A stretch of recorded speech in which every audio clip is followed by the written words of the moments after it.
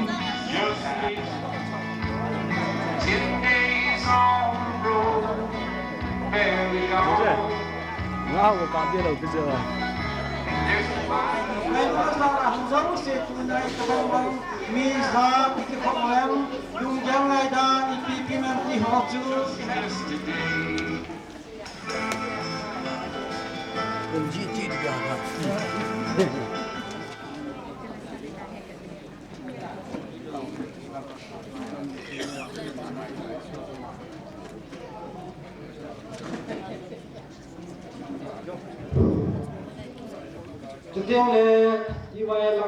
cũng ổn thà đó hoa hi cái bánh cũng sẽ tu này nhưng mà chúng ta sẽ hát sai hi về kỳ tu cả cùng là cái này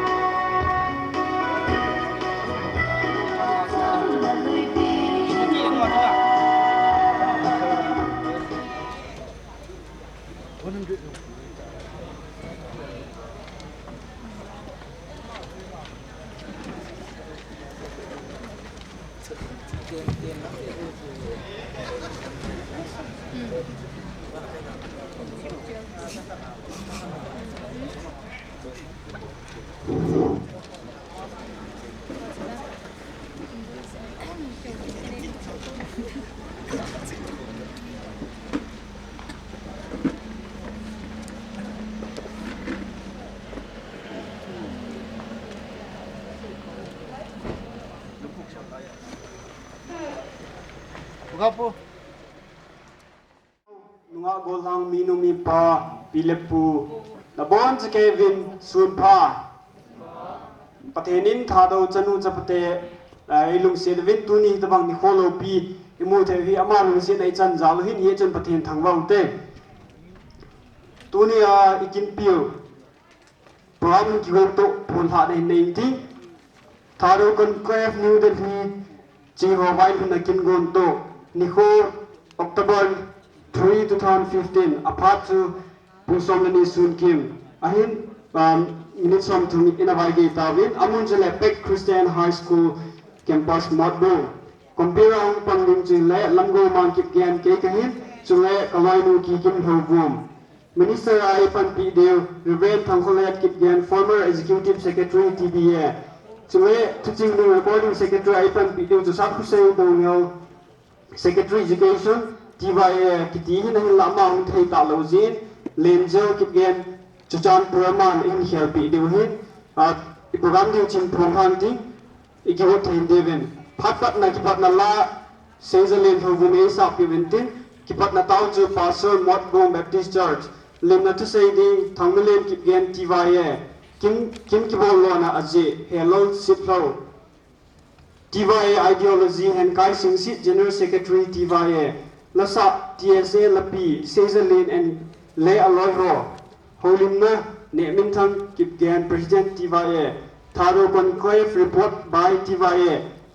report boarding Lungin Mang Kip Gan Vice President TVA Holimna PNM Cha Kip Gan MLA Kampo P Vipin Le Mai Jam Sim Na P Chong Bem Thovum Kim Thiên Pu Pha Lasa Mary Sitho Holim na akat na thado in pi hijlai holim na a kan sei be nom ji le koi tabang a ki pa na zal chele ti khong no ma holim nei no mai le hiji a som le thum na holim na pha na hi phat in ki thum the he ti ong chu kan sei ben tin a Lasa Mary Sitho ki pa ta sei na Robert Singson Organization Secretary TVA ki khen na taw na le an gong so khom na taw na ne ding he thang thado hi chu tu ni ikiman chan di program hin ap ikiman jan gi sao chi hin phat pan nei pa yeng hitin ki pat na lai sa pi diu sei zalen thovum ka covid ting le aman line sa chai ding le ki pat na ta na mang ding pastor Modbung Baptist Church aman phain la pai din tip na kai ne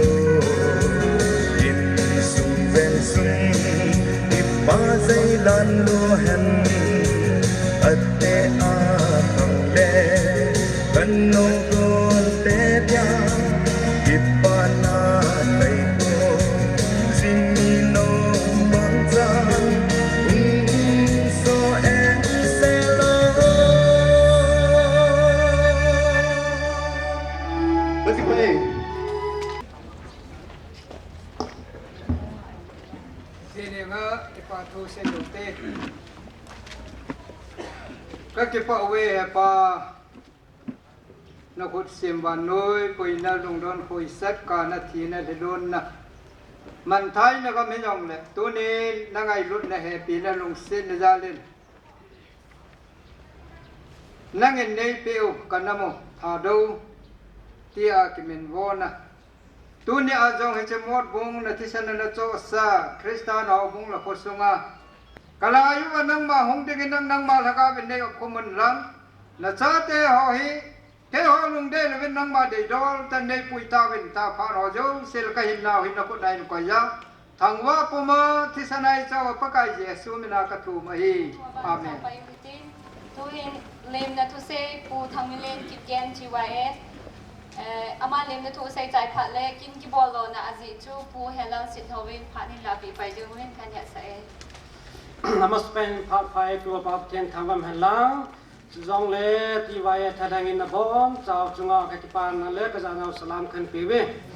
Kipam Ting Tunin Patinin Thado Hodam Nei Piwin Tu Masang Chakhat Na Thado Te Idin Munu Ihi Nau Kisim Phakita Vete Ti Zala Ngai Lut Na Zala Delia Konklep Ti Ho Khom Na Tugil Tai Ho Khom Na Ina Nei Na Chunguba Di Manipula ko na tampi na kalsong dahin. Ito si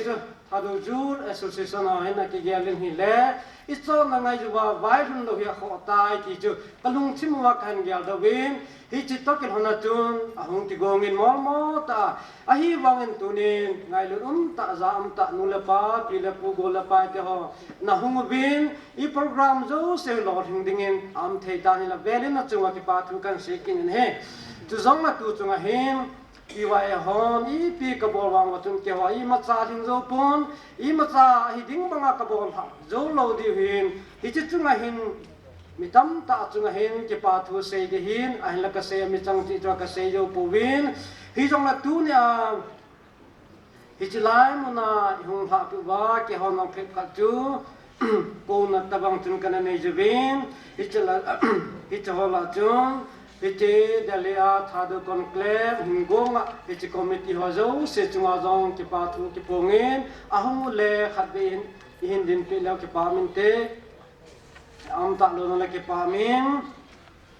tu zong na thado te e ma pui jingwa masanga ti ti sir ke tin tu in thado in pi akititan ama ho tu thado in pi ho tu General Headquarter hian lang hoi lai branch jong la hung zo se khabine ga din pi divin kitimu in he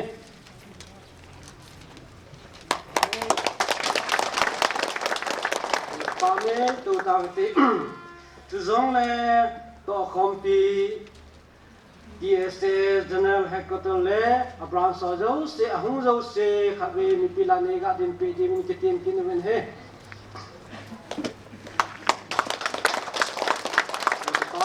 tu bute achom lang lang ap mang jing hi tim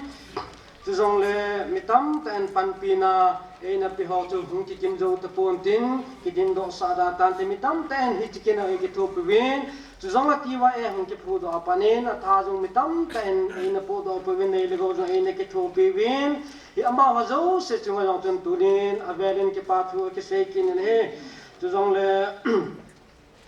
masanga ti wa e anak put doa lam kai lui ho pu le len him pu pa le na to khom pi ho amala bo khabe mi pi ang hindin do pi la ke pa min te pa me to ta ke ang sa hi ki zo to win bo na ne jo hin tin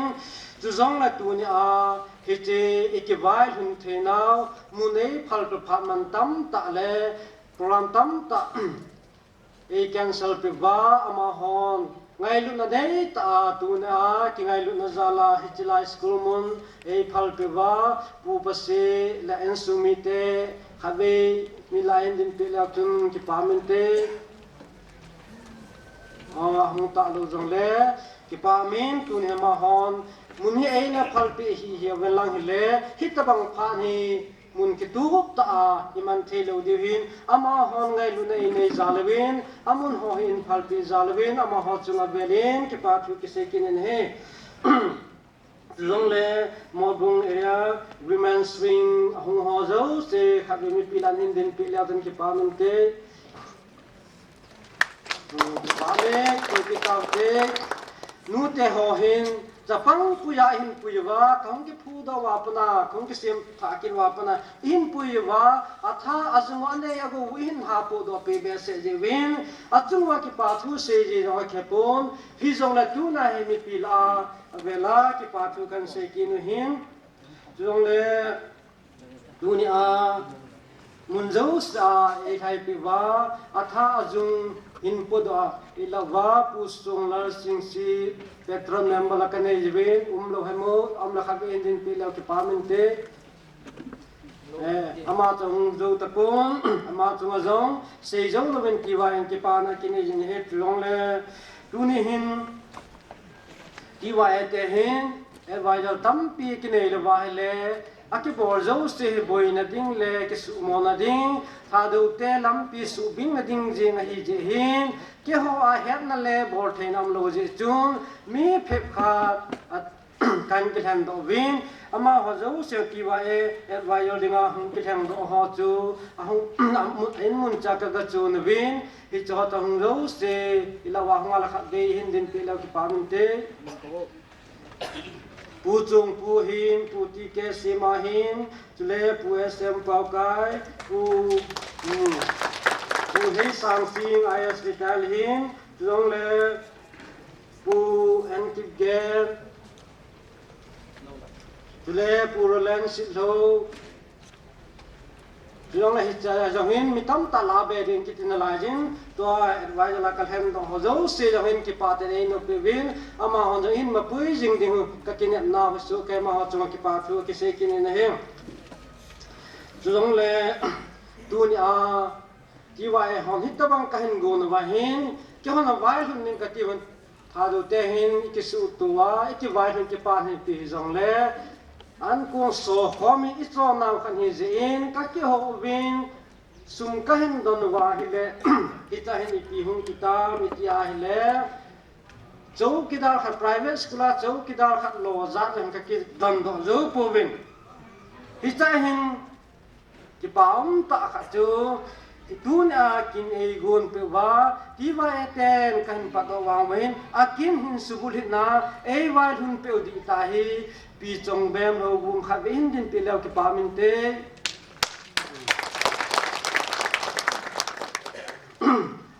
pi chong bem de wa khong ki pu do wa pa na he a ina e ge sa wa bu e ne sa wa tao nei man pe wa ka che na ding zo se wa he I ma zo se gon pe wa tao na ta thua e na vai ha ji mu wa tu ne a jong ke honi ma cha ka bol do zo lo ding a kin ha hi na bang ta ka bol do zo lo ding upon the best and minu khan hi na zalin thado minu khan hi na zalin aman jong nei lo sa sam ane ago hin to da tu ne a e hon itron na ngai dol ba wo sar tu nga khana deli kon klema chi ho zo se ki wa emina aman e wa hun pe jewin avelin ama tu ki pa thu ki se kin he khat dam te zong le tu ni a ichla ya hun ki mang sound system ho zo se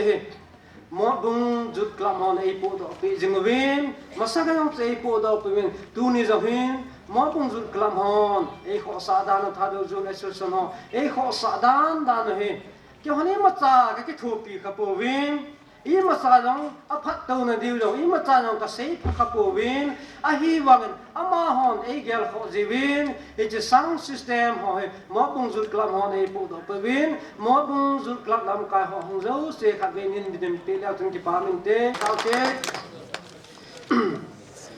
jong to hin tu jong la tu ni a hung ki khom nu la pa ki ko zo se khat za thasile la na hung ba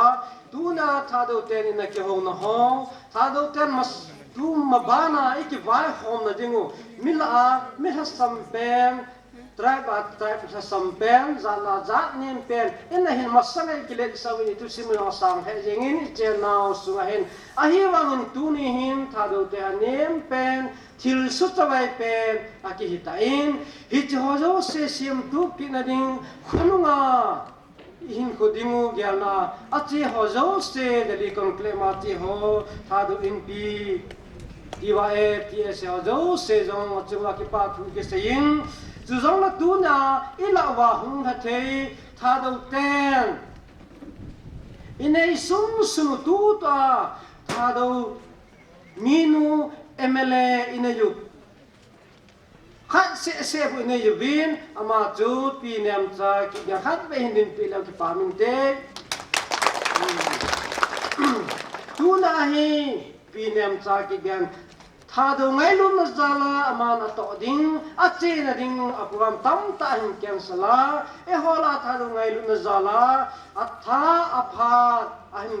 pe do tu na e hola hun hat te a chunga ki pa thu se jo lovin se ki nu bin he chu zong la tu na hun ha ki ding go sara dang tin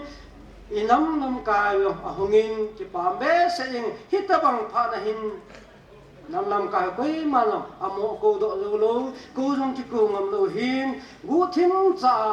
tha do ngai lu na zala a hum hon hi ki pam he jengin a je chu tu na tha do tem a ki che pi nom pen ta to inamu ku ki he se be setan asu se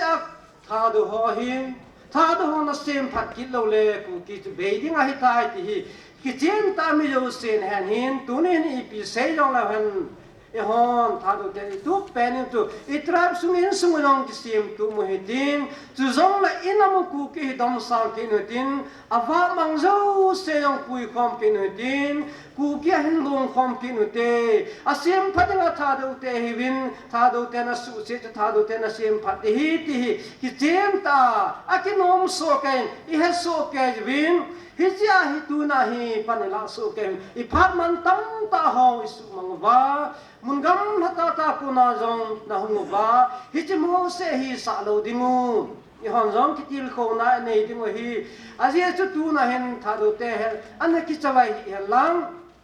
inam on ki su se da hen lang tha do wai tha set be se long le zo be hi lo sim te be mal be pai te ben anom jeng te le han tu na hi ta banga inam jong noi sam lo ding gam tina mi mu sit boi na neu cha cha om lo de hin hi chi ja tu ni boi na ho he tha do te mo po na len ta ini je be ya he e hon ki gel so ke dingu zu zong la he thei lo ho jong I hel sa ba inam mu sem phat na ding in tha do te hin e ho sung ki su tu mu tin pan ha tai la ki dingu I ki te mu win chang la chai na in tu na hi ki hun ki go ho zo se koi ma cha ki khen ting le mo pi chong bem phal na be le ti wa e phal na be ya koi ma cha chi pe pe lo ding hi chi chu ki han so ke ding he tu ni a lem na tu se hen lang ki pa thu ka hin se na hi jong le se ki ho zo se ki ngai dam tin pa chenin tha do cha te phat thei bu pe ta mun de ki pa e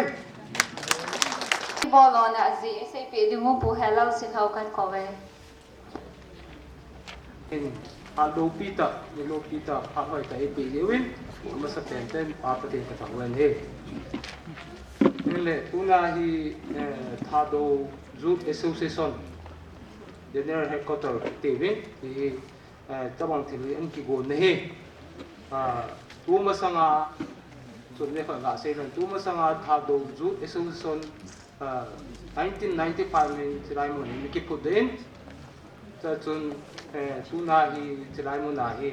जी तुसिम चु even object target चु तुना ही ACP दे वाचु former secretary इन पन के वा मा तो से ले तुनी इन अमा ही बोना थिर हो ता खत सब लो हो ता खत बुई ता खत ममताय ये सुन तुना का खेला ले खाली के ले देता है जी सुन ama mi no chu chai mun ko koi ta po win ama chu mo long ve hin ma lam kai na ki pu ta na khan ho chu ga se da tu in tin tin ne apan kinin tu na kin bol lo nau hi tha do thu til hia lung lu ta na kai lu na nei ta ko mai ta chi a thu ko se ho lo se bon ke chu wa ko la nau le ngai du nau salam kan ni ne tên lệ ta bằng á ngày lu kitty hi để sẽ chung á thì lô pi pen ta hin tu nhiên rong ta bằng kín keyboard hạ thế nào hi ipi ham pi chung bem alang ta lu aloi pa am la yang tha do an lam ipi on le so se lang ta bằng ngày lu tak mi chu a ji pa pun on ji pe pe yi ngai in jong chunga ki pa thu kan se kin ne ateng le tu na kin bon na wa seminar hel lang chel le mai le ipile thil zo se zu mi pi chun ngai lu na nei ten kapan na thading tin them ta chun in se formal le angalu no chu ti wa e ho hi ong ki tho ko ma mi pi ho lo se ngai lu na ta ini kamu ten kap cha pang ka te tia in se ho lo se amin chen ki se le ki se hai khat nom de ye chun pa po dang ting amo lo se chung pa thu ka se kin ne ten ne tu na ta bang til thia thu ho lai mo na tha do cha te lo le ko hi le poi lam phat kin kha na chi do ten le kin kha na thu pi ta chi ho lo se chu in sunga ki bai thun le kin ne hin ya chu tu na hi tha do cha te ho ki ko ma che tha do thu se ya chi ho chu tu na hi tha do zu ki su sun ni na chu tu na hi ki bai thun na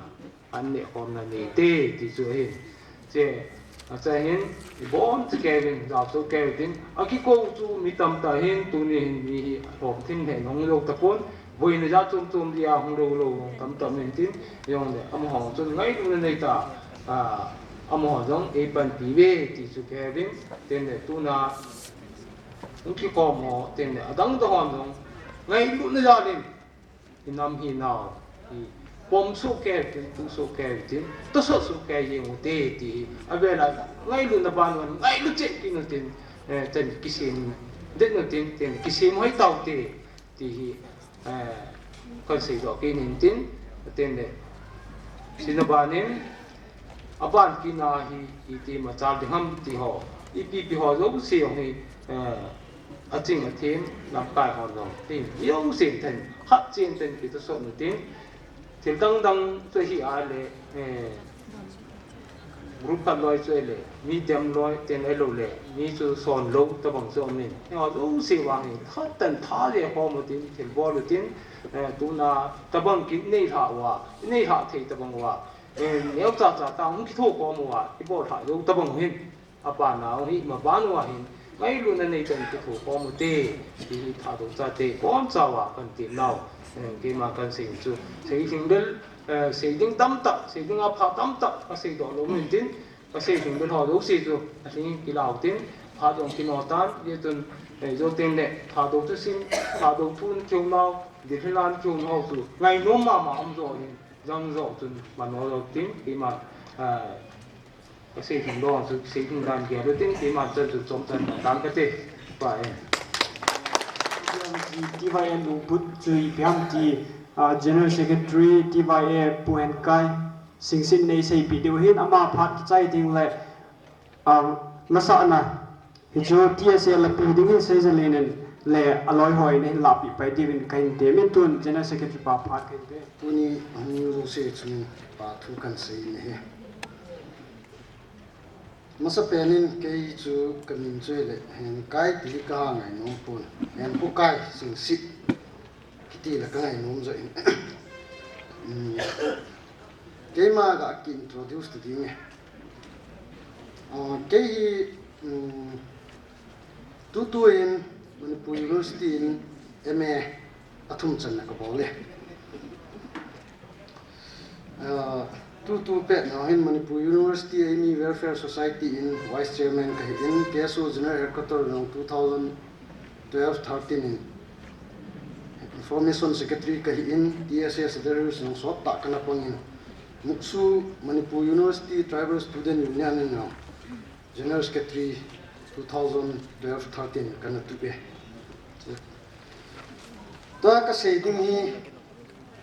Thado Youth Association in achieve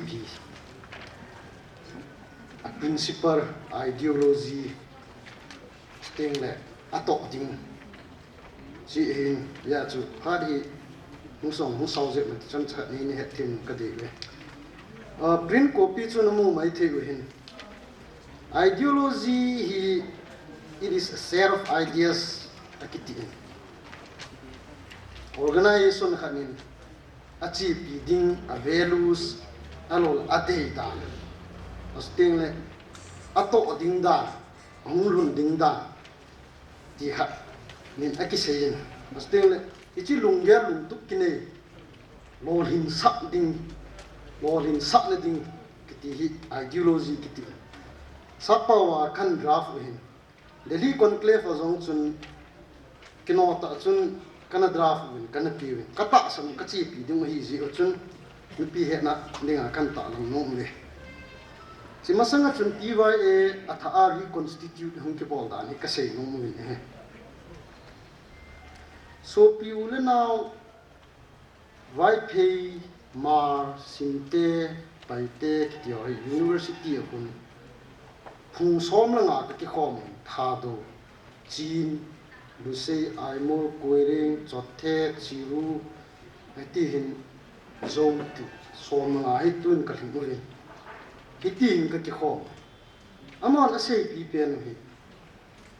society hi na ho ne ki sim tu ka wa thei lo ding hi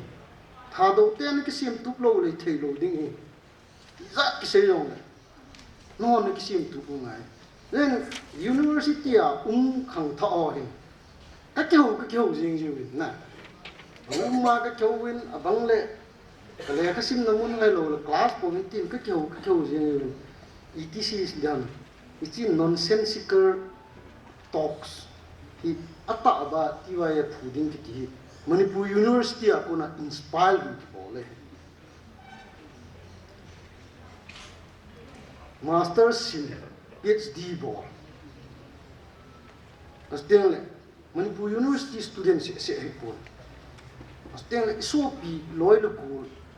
isopi chan hom pi phungdang changdang hom nom long ai te mo mong pui ti ji wa hi en long aki gelin nei lo kho dan chu aki khe thorin icha hin ki se men ai je hin TYA hi tarik som April 2015 thado in pi makai noya piros mangsi in a ko hai win ki patlam the en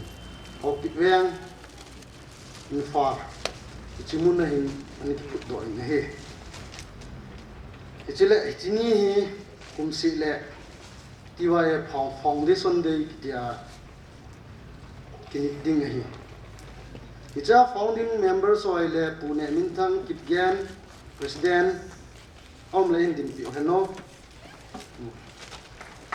and hukai sinsi tema in Thomas Lalpu Thado hong tapon rap thangmin thado ang pame thangtin len hauke pame awmin sang misao hong thei longdan hi chon to thang mai de hi nom tai ichi mi sigi hin kan hong ki sim do he chibana hin portfolio expansion hi Manipur thing me thei phaicham na boi ji chuni machani ki bol thei pun August 22 ni chun Muatbong Presidency College mun kanene event cha chun members on na kalaru ri portfolio chon ma ding hen hostel le tarik li le tarik nga September ni chun UNC 10 tu chung PMP bill adinga ki phinnan ko wa chu TYA te chun support ni ki bolin public meeting ni ki ko ne tengle TYA makaina noise in September tarik som khat ne chun athite zana tu chung PMP erole bill thum ma dailoji a ki phin hin ko anatuk do ho ni ko ho zana vet sa na in TYA makaina noise in TSA steng thadu in B hi chuchan pulin aniki chi he still September 17 ni hin Manipula media jo si koi ma na bol kha lo hin mot bung rao hin bol kan ki chim kom min ka chun mi ong kan se pi ko ve e chu technical problem them khat nom ji chun media ho to print and electronic ni hin bol pe khom na kan ne he chimasanga chuka se hai khatmin chuchanpur ka chi ni wa hin athite ga la ka chi ni wa hin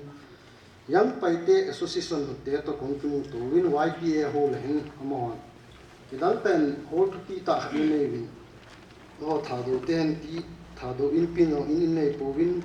student on nei pon yu on nei po ve ga ge le ti phat lam no um theng win ama ho hi to ki ho na ki nei na sak tai na mo ai no li mu ri an ne sa de i tiu le koi te ho sa te chun ki ngan si ke na chun akine ta pon an wang na sa ten ki ho na ki nei tha do la pai te hi apan khom lo adin khom lo wi a kho e ti wang a ki ge le ai to dang wang chu chi khom pi lo di ti nei pu society ki ti majority ki ti as tu pi ni dominant group ki ti hoi tu pi ki sa in ye chun tha do pai ti hoi te to promote oneness love understanding and brotherhood chi he ki chi pi ideologically o ki chi pi ni he ti wa e chon ki mang na sa te nei na liam mun pa om le ji ni mi som nga lang amo second ong ka ki khom win thu yong ka se win ma ba na na to ding ong ka se win so all ki se tante asule jini ma ma chun young wife association ma youth association te tong ka ki mu to win to hi adang ki mu piding YMA ki te wa dang dang ho tong hi phone na ki khoji in phat tu lai chu chan pur boy zen tam zo chu chan pur bc je win aki ki mu tu man poye as teng le Delhi a tu chung Delhi conclave tha do conclave hin kyong hi 22 September a 22 nai cha ong ki sim do ki wang git cha le len activities lim tak tak kana nei yun le chi di chi lo di in kana boy yun ka vp pa hin ken sum po do nge tin sang som la an po do hin cha su mi thum ping kam khau sit no wang chun ama chun up down ticket ki ka in ai chu mini ka so lun ki chu he tho activities iwa ai tuni kan ni kha hi kino chela kan tao hin tuni ma ma zani chu chan pula a thi ho ka ga le ke ka che lo le the lo kha min manipur university ten ka ga chi le kong ki le na moi rang ban hin lam pe la kong le lam pi ka khai win in pung nga hong lung di chu pung ye nen kong wa lu du na na ne a le chi dunia chi kino ta kan pin je wa hi tham cha khat thu he hi bang ta ka koi do lo di hi ka ta san structure thun se nge TYA is basically an intellectual forum founded and sustained by persons who have exceptional grasp in the field of education chi ida ka se ham ti le le ka sim sang iza ram kha hi hung ki khowa le ka thim mang ka ti poye le ka sim sang master degree ne PhD bo tuin on MBBS ya engineer ya MBA chai MCA chai assistant professor lecturer ke ho ka ki hu win ni la ram kha le aki ki hu win hi chen TYA an ki sim ni je chun intellectual forum khat ka ge lo win e chu society na to ki ti lekha thep je awang chu society na ki tong tong awan lekha he na le it's an added bonus het lo zen TYA ten TYA lam kai ki ti lekha ha sima sim de ti wang ka chi pi we koi hi le lekha ha sima sim de ti ka chi pi we je hin it's a university students on ka sei bo chu inspire hun ki bo le hin chi hun ki sim do hi zen kon CP hat ka nei we ki wai hop na hin alen pe ni president hi garu male he will be the supreme commander in chief of all forces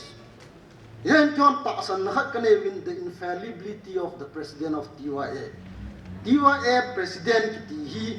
athem mo ngai poi the president can do no wrong and he is never wrong he represents the face value of the organization yetsun kyo him ka president pawi defend na satan ka bol mila nang kha ta ung po we chi khatwang ka sei mo mo we yetsu he represents the image and the face value of thado youths abana hi kyo department in ka ki po organization dang to tham cha ka hit now he sports secretary information secretary in ka bol po win kyo hi focus and research group angayen thado again sa research lekha tamta amin si research a tha ngai women's wing women affairs kasung win lekasim izaram ka koiwe language and literature ka koiwe human rights wing konung le ep ito de ke poi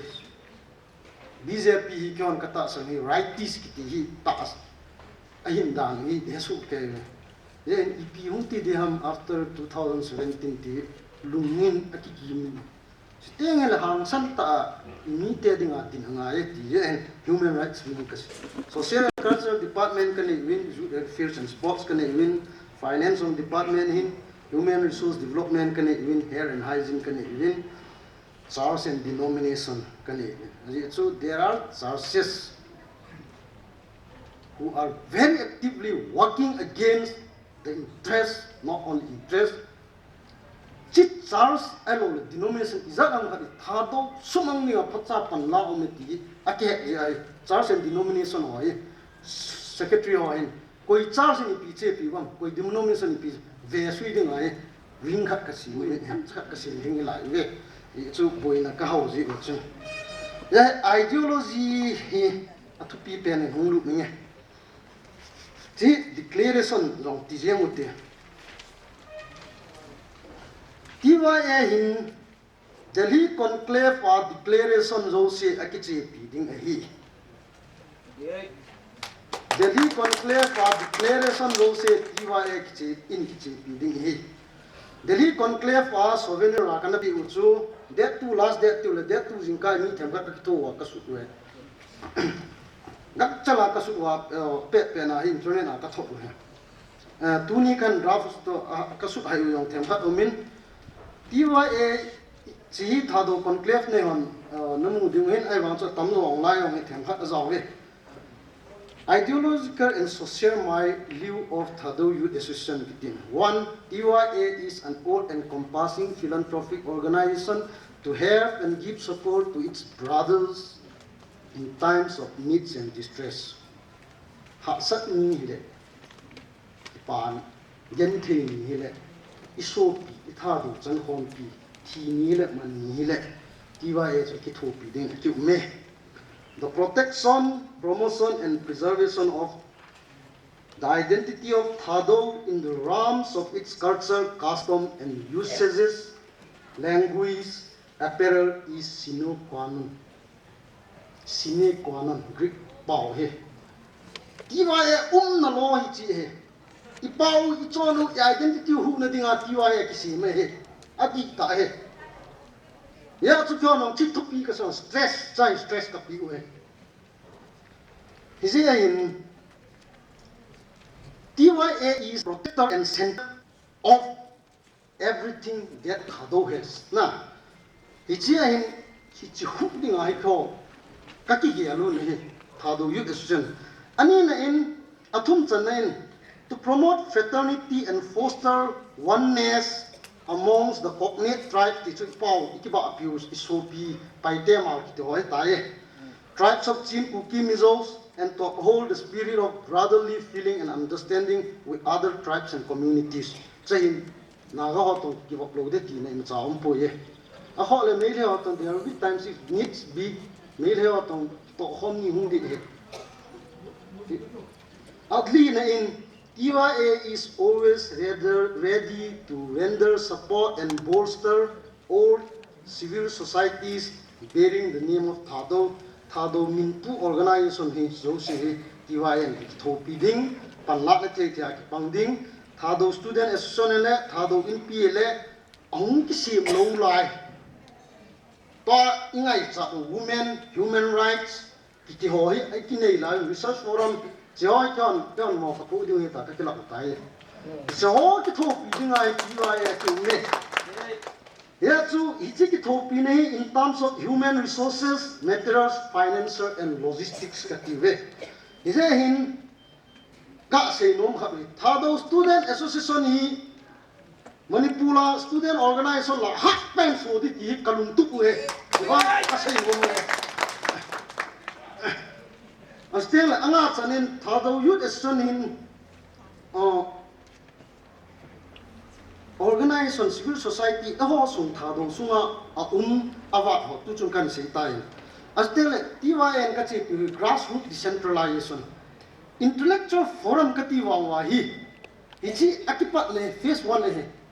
ai chu organization in face value kha ane ngai ka dei we TYN nuwa hoita tabang kai sa no me mi me kine pi thei mi gen ten no kine pi thei ahaw no kine pi thei organization sodi ti chu kon ka dei we ya chu grassroots decentralization ki ti hi apai za decentralization ki boarding hi centralized to in centralized ka chi pi we ibira centralized ka chi pi ham tele unit branch ki ka mo fulo du he mi ideologically amo hi indoctrinate ka bo lo ngai tha do yu de son lam kai ding ki ka he motivate bol ngai astel orientation no pi ngai lai he hi grassroots decentralization ki chu song khian long pang thei ni khu tha lo long pang thei le kha sim long pang thei IS officer long pang thei thing no yong ati welcome in he tha do hu na ding he le ya chu grassroots decentralization all encompassing mi au se chu he DYA believes your economic policy DYA believes in economic justice where there is equitable distribution of natural resources, wealth and governmental subventions. Nay lago hi, ki bang cakang ki say thay po ye, equitable katiwa. Ki bang tim dia mino set opportunity nay ding igam sungwa gamma so ele government in AP ule EP hile. Ichi akita sani ne. It requires the concentration of wealth and power in the hands of a few sections within the society. It does not believe in the banal theory of trickle down. Trickle down economic theory khat ye. Ni ha hawa khat le ni haw le anuya again thong aphat chum pia ti wang chu kata san pho we. Ye growth with justice ti khat he ka chi pi we. Then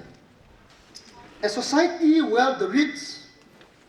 the gap, the lacuna between the poor and the rich is plugged, and every person has equal opportunity. Asagi chana chun pertinent to our relation kuki as a nomenclature akipomin ahi, not as a tribe. Kuki tribe ahi poi kuki nomenclature in nationality ti, but to hai piste sa omam na. Kuki ni ya ông tại hung độ này gì này tu kuki Việt Nam là Jadavpur University apuna professor khadong ka ki hong tin si